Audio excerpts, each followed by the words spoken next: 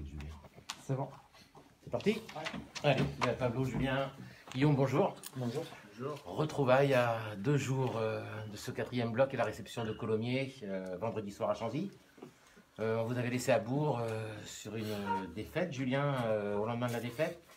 Tu avais évoqué un problème plus mental que rugbystique.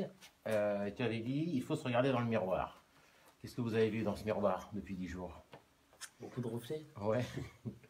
Non, c'est sûr qu'aujourd'hui, on a conscience que mentalement, on passe à travers de ces matchs à l'extérieur. Tout simplement parce qu'on n'arrive pas à construire notre rugby, parce qu'on ne domine pas les zones de collision, on ne domine pas les impacts. Défensivement, on subit beaucoup trop pour être efficace et encaisser moins d'essais. Voilà. Donc, ouais, c'est sûr qu'aujourd'hui, mentalement, on est trop loin de cette exigence qu'il faut mettre en place à l'extérieur pour rivaliser contre des équipes qui, avec tout le respect que j'ai pour moi, je pense que ce sont aujourd'hui à notre portée, mais il faut être réaliste. Ce soir-là, les Bressans avaient beaucoup plus fait que nous. Vous avez coupé une petite semaine derrière, vous avez repris jeudi dernier, je crois. Ça fait du bien, cette semaine après un bloc de 3 déplacements, Guillaume, de couper, il y avait un besoin. Oui, ça fait du bien, surtout après des prestations comme on a fait, où voilà, on ne se permet pas de partir dans l'euphorie.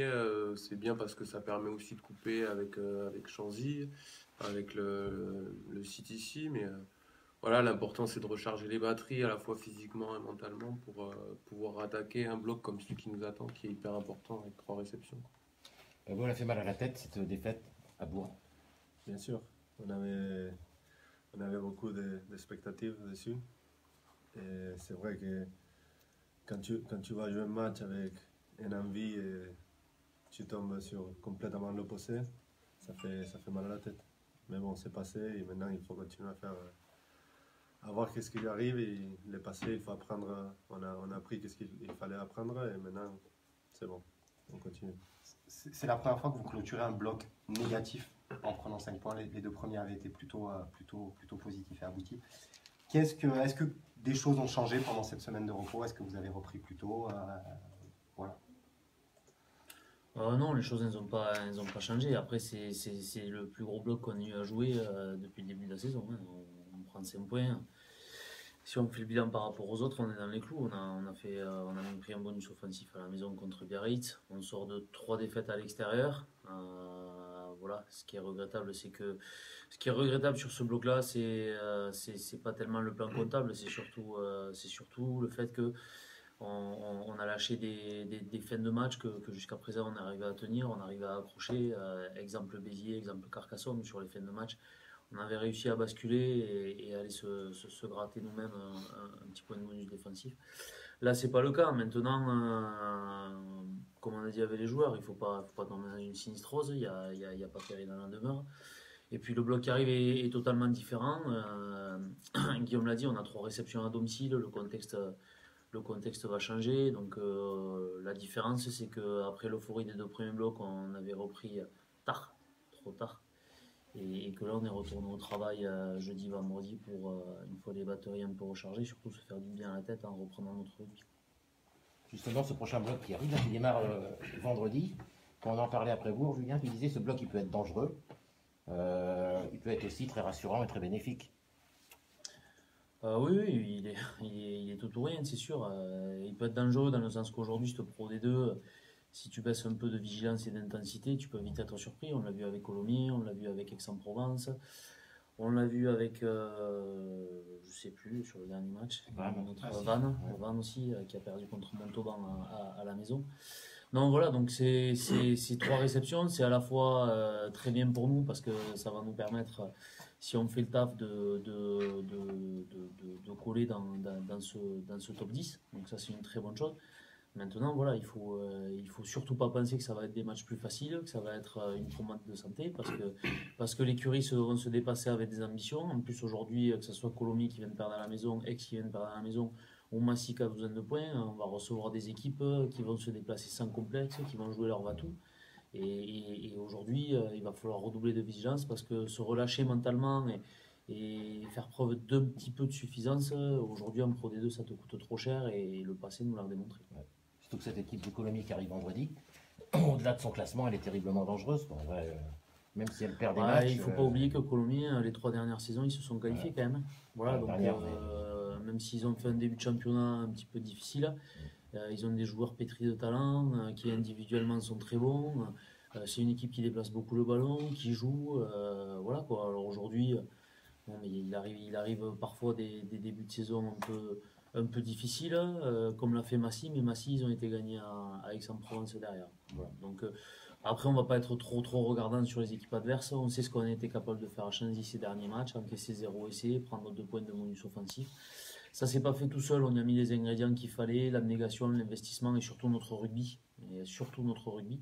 Et c'est exactement ce que les joueurs vont devoir reproduire sur les 3 matchs qui arrivent.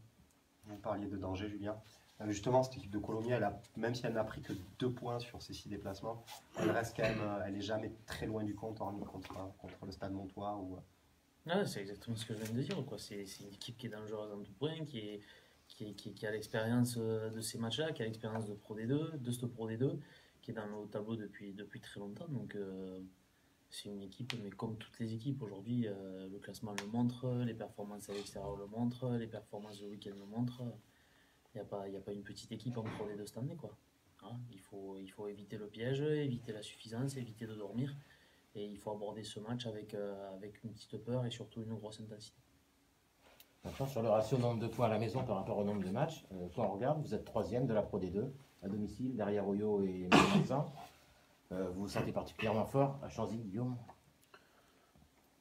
De toute façon, c'est un peu ce qui nous anime depuis le début de saison. Voilà, on se l'est dit entre nous, il faudrait qu'on arrive et j'espère qu'on le fera, rester invaincu ici.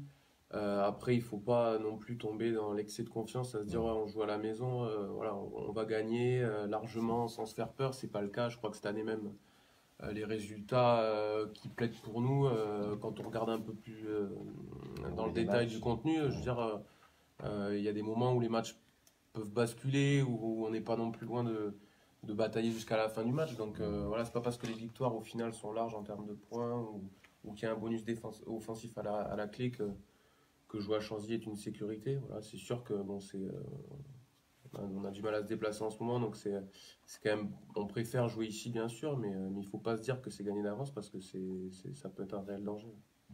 Tu le découvres, Pablo, ce stade Chanzy. Tu en penses quoi de l'ambiance, de l'environnement? Bon, j'avais joué ici l'année dernière et bon, c'est vrai que... Et pas du bon côté. Et c'est vrai qu'il y a beaucoup changé. Et maintenant, tu te sens bien ici.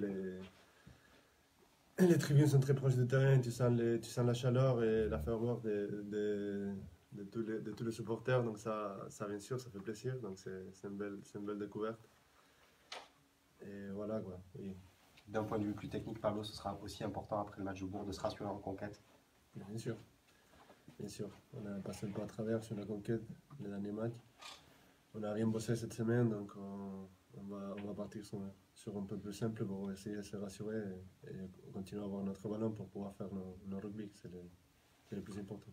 S'il n'y avait pas eu cette défaite à Bourg, nos questions seraient complètement différentes parce qu'il y aurait eu de l'euphorie, etc. Le fait de retrouver les joueurs jeudi dernier, petit à petit, il y a eu de nouveau quand même de l'euphorie, de la joie, de l'envie, etc. Le groupe est costaud à la fois dans la tête et prêt à repartir positivement au combat. Ouais, je pense, de toute façon, moi j'ai pas la sensation qu'on ait à un moment perdu l'euphorie à l'entraînement, du moins. C'est vrai qu'on a toujours, du moins en collectif, fait des entraînements en prenant cette envie de jouer, de multiplier les temps de jeu. C'est vrai qu'il y a des fois où ça se voit pas, comme sur Bourg-en-Bresse ou d'autres matchs qu'on a pu jouer, mais je pense pas que l'euphorie qui anime le groupe en tout cas ait disparu. Et c'est vrai que le fait de reprendre là jeudi-vendredi, en sachant qu'il n'y avait pas de match le week-end, moi j'ai trouvé même le reste de la semaine plutôt bon, plutôt positif. Donc voilà, j'espère que ça se traduira par une belle prestation, une belle performance vendredi soir. Mais moi en tout cas, l'euphorie ouais, au sein du groupe, je n'ai pas de doute là-dessus. Elle est bien présente et elle n'est pas prête de partir. On évoquait la conquête tout à l'heure. Sur les derniers matchs, il y a énormément de déchets sur les pénales touches. Guillaume, je ne vais pas te le demander à toi, mais Julien, Pablo, c'est quelque chose qui vous a... Ouais, c'est quelque chose sur lequel On a travaillé, on a bilanté en termes de statistiques, en termes de qualité. Ouais, c'est quelque chose, c'est quelque chose sur lequel on s'est investi. Après, c'est paradoxal parce que on est très très fort dans nos 40 mètres où on a 100% de nos ballons Sans jaune de et marque. on est très bon sur défensif dans notre zone de survie, c'est-à-dire proche de notre ligne. On récupère quand même beaucoup de ballons, que ce soit ici contre Vannes, contre Biarritz. On récupère 3 ballons quand même en zone de marque. On pète sur des pénaltouches. À Bourg, on sauve 2 ballons aussi. Ah ouais, tout n'est pas mauvais, quoi. Voilà. Il y a de très très bonnes choses et c'est vrai que quand on s'approche de cette zone de marque, on en arrive à faire des choses peut-être un petit peu trop complexes et c'est pour ça, comme l'a dit Pablo, on a retravaillé un petit peu les leaders de touche, on a simplifié un petit peu, on s'est appliqué aussi à amener un petit peu de variété, notamment dans notre jeu, pour essayer d'être un petit peu moins contré. Mais ouais, bien sûr, c'est quelque chose qui nous pénalise parce qu'on s'est rendu compte contre Biarritz, même si on avait nos ballons, on n'avait pas réussi à finaliser. Ça ne nous avait pas coûté trop cher parce qu'on avait pu marquer suite au 5e ballon porté du match. Mais à Bourg-en-Bresse, on a 2 derniers ballons en zone de marque pour se faire un peu de bien à la tête en marquant un essai et on n'y arrive pas. C'était arrivé à Massy aussi, d'ailleurs. Massy aussi, ouais, c'était arrivé. Ouais. Bon, après, à Massy, on avait la mêlée qui avait fait la différence. Ouais. On en parle justement de la mêlée. J'imagine que ça a été particulièrement douloureux. Pablo, un match comme à Bourg, sélection. Ouais, bien sûr, on sortait de très belles prestations en mêlée. C'est vrai qu'à Bourg, on a complètement passé à travers. On peut chercher beaucoup d'excuses, mais ça sert à rien, quoi. C'est vraiment, je pense que on n'a pas mis qu'est-ce qu'il fallait mettre. Mais en tout cas, on a bien bossé cette semaine. Ça a été l'axe de travail le plus important, la conquête, Julien. Où est-ce qu'ont été établies les priorités cette semaine à l'entraînement? Dans quel secteur? Ouais, non, on a eu 4 jours de travail quand même. On a eu jeudi, vendredi, lundi, mardi. C'est pas une semaine commune aux autres. Donc on a pu balayer beaucoup de secteurs. Et je crois qu'après le bloc qu'on venait de faire, il a fallu rebalayer beaucoup de secteurs. Surtout que quand on revient de 4-5 jours de vacances, des joueurs pourront nous en parler. Quand tu lâches tout, tu reviens, tu as besoin de te remettre en tête un petit peu tout le rugby, que ce soit la conquête, le jeu, la défense, les sorties de camp, la contre-attaque.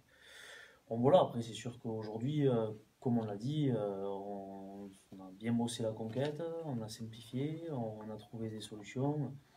Après il y a des choses, tu peux passer 8 heures sur le terrain, ça change rien. Voilà.